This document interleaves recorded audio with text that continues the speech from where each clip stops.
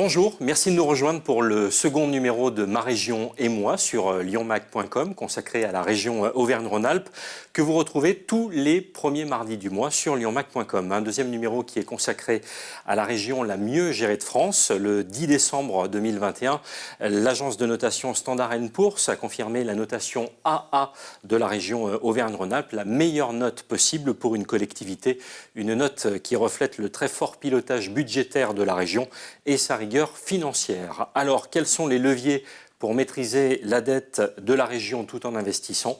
Élément de réponse avec Nicolas Daragon, vice-président de la région Auvergne-Rhône-Alpes, délégué aux finances, à l'administration générale et aux ressources humaines.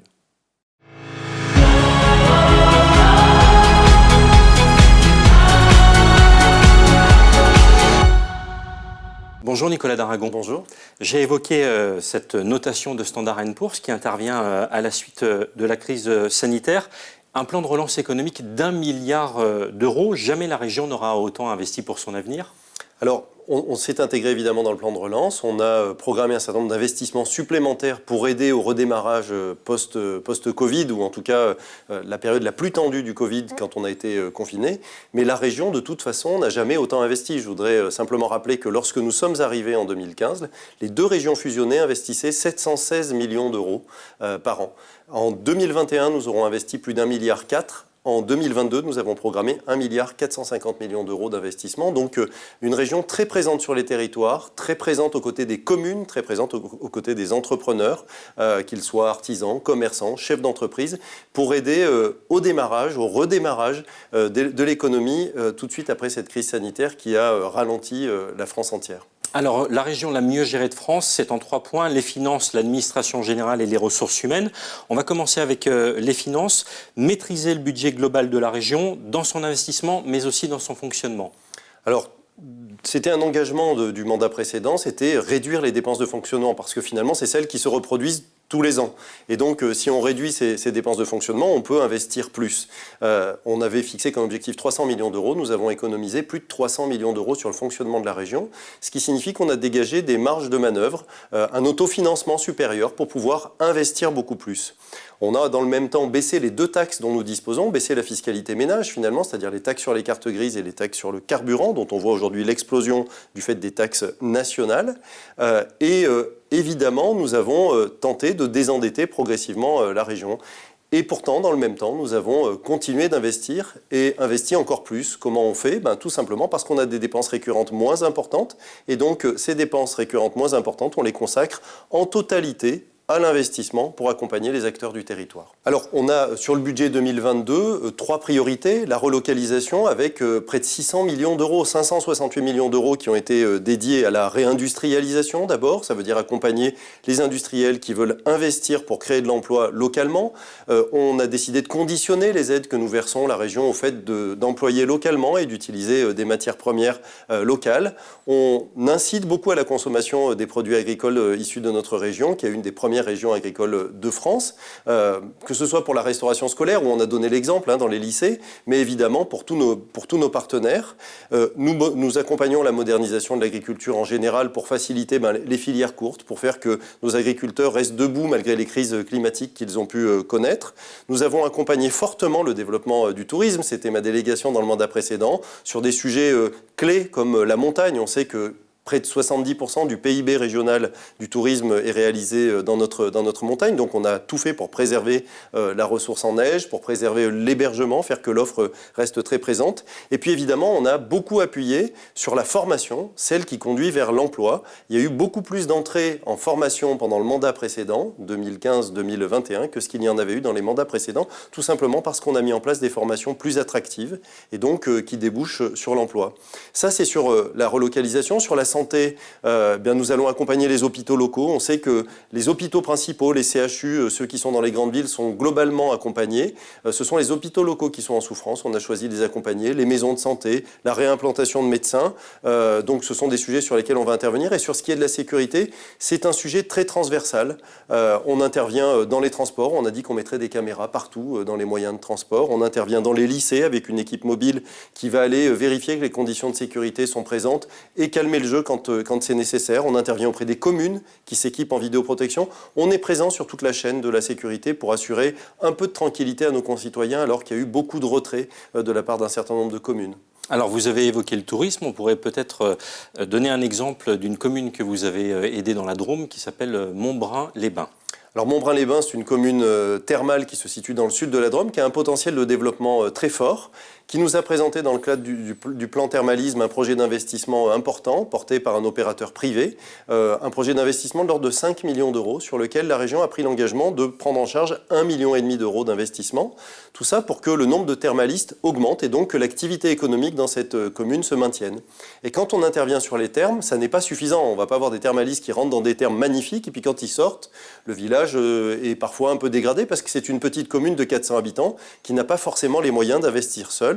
Sur la précédente mandature, sur 1 120 000 euros d'investissement, cette commune a perçu près de 420 000 euros de subventions de la région pour, par exemple, rénover le centre du village, pour intervenir sur sa piscine, avec des bonus ruralité, avec différents dispositifs, parce que c'est un des villages remarquables de notre région. Donc la région, elle est présente partout, pour tout le monde, pour accompagner le développement économique et maintenir l'activité. D'abord, le premier des leviers, ce sont les ressources humaines, on va en parler ensuite. Et puis ensuite, c'est l'organisation interne.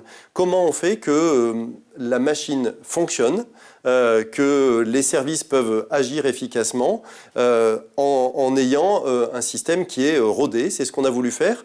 Et sur ce sujet, le président Laurent Wauquiez a voulu simplifier la plupart des dispositifs, ce qui fait qu'on a réussi à abaisser la voilure sur un certain nombre de directions qui ont trouvé encore plus d'efficacité, qui ont réorienté leur action. Attention, les effectifs de la région n'ont pas été réduits, ils ont été réorientés vers encore plus d'efficacité. Et là, je dois saluer le travail de nos équipes au sein des services de la région qui se sont pleinement investis pour mettre en œuvre le projet que nous portons depuis le début du mandat précédent. On en a mesuré l'efficacité parce que les maires nous le disent, ils nous le disent au quotidien, ils retrouvent l'efficacité de nos politiques publiques dans leur territoire.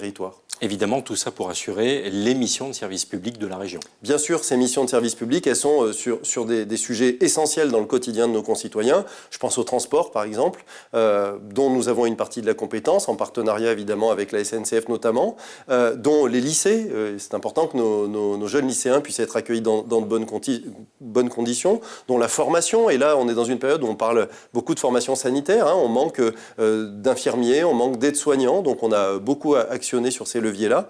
Donc évidemment, l'administration générale, elle nous permet d'être efficace, de fiabiliser nos dispositifs juridiquement aussi, parce que c'est un vrai sujet, et puis de faire que nos concitoyens ressentent très directement l'action de la région sur le territoire. Le troisième point, ce sont les ressources humaines. Maîtriser la masse salariale, c'est une priorité ? C'est une priorité parce qu'en général, c'est la charge la plus importante dans une collectivité et que si on n'y prend pas garde, c'est une charge fixe et une fois qu'on l'a, elle ne peut pas se réduire puisque tous les ans, évidemment, les carrières sont revalorisées et donc elle a tendance à toujours progresser. Donc il nous faut être extrêmement vigilants.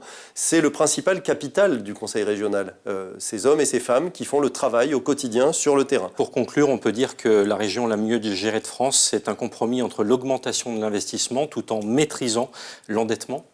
Alors, c'est un compromis entre une maîtrise des dépenses de fonctionnement et un investissement fort au bénéfice des territoires et en maîtrisant en effet l'endettement. Je rappelle que si nous sommes la région la mieux gérée de France, c'est parce que nous avons des dépenses de fonctionnement qui sont jamais supérieures aux ressources que nous recevons.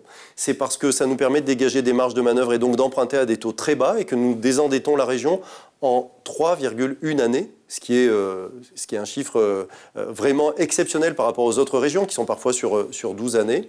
Et c'est parce que nous investissons beaucoup, ça veut dire plus d'1,4 milliard, c'est du jamais vu. Et donc nous sommes très présents auprès de ceux qui veulent faire vivre et dynamiser notre région. Merci beaucoup Nicolas Daragon. Merci à vous.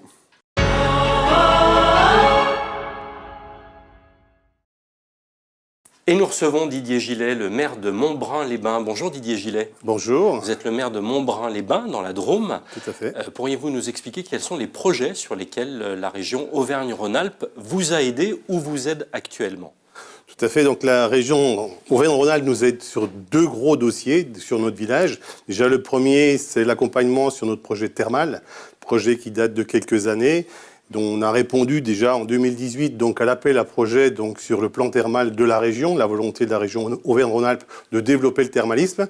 Et là, nous, Montbrun-les-Bains, nous avions un projet en collaboration avec l'exploitant, Valvital, pour augmenter la capacité donc d'exploitation au niveau du thermalisme, puisqu'on voulait passer de 2700 à 4000 curistes. Donc c'est un gros projet. Et nous avons eu la réponse fin 2018, je dirais qu'on était retenu dans le cas du projet thermal pour une subvention ô combien conséquente, puisqu'il était prévu de nous accorder, enfin il est toujours prévu, puisque le dossier n'est pas encore réalisé, 1,5 million d'euros donc globalement sur le projet de développement du thermalisme à Montbrun. 1 million était prévu à l'exploitant et 500 000 euros pour la collectivité, pour l'aménagement du village. Pour la partie donc exploitant, c'est pour le développement de la partie bien-être, puisque le développement de la station de Montbrun, il se fait dans 2 volets. Le volet médical, puisque nous travaillons sur la partie rhumatologie et ORL, et à côté, nous allons développer l'espace bien-être. Donc aujourd'hui, c'est la construction à côté du bâtiment de faire un espace bien-être. Et là, le 1 million d'euros sera consacré à l'espace bien-être pour faire le développement qui est prévu au niveau médical et au niveau bien-être. Et nous, les 500 000 euros, il est prévu pour aménager la structure du village, parce que c'est vrai qu'on a beaucoup de carences au niveau donc aménagement pour accueillir beaucoup plus de curistes, tout ce qui est parking, tout ce qui est infrastructure de circulation, notamment dans le village, pour pouvoir répondre aux attentes des nouveaux curistes qui pourraient arriver à Montbrun. Deuxième dossier, ce sont les villages remarquables de France, un autre sujet que vous portez avec la région Auvergne-Rhône-Alpes. Nous, on peut en bénéficier dans la mesure où on fait partie des plus beaux villages de France. Et c'est vrai qu'on était, je dirais, éligible à l'appel à projet. Donc nous avons répondu au premier appel à projet dans le cadre du village, pour l'aménagement du village. Donc nous avons aujourd'hui 2 dossiers qui sont lancés, un 3e qui va arriver. Donc le premier, comme je vous disais, c'est l'aménagement du village. On a un projet global de 270 000 euros qui va être subventionné à 135 000 euros par rapport à cet aménagement, donc calade, mur de soutènement et je dis infrastructure de lieu site.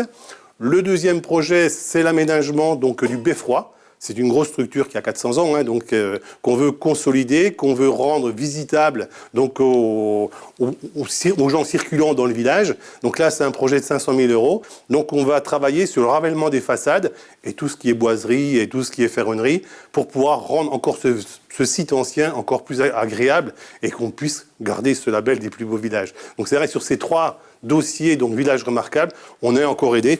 Et c'est vrai que j'ai un total donc de subventions de la région aujourd'hui qui se situe quasiment à 1 million d'euros. Mais c'est vrai que sans l'aide de la région, nous ne pourrions pas faire ces travaux d'investissement. Ça, c'est clair. Merci beaucoup Didier Gillet.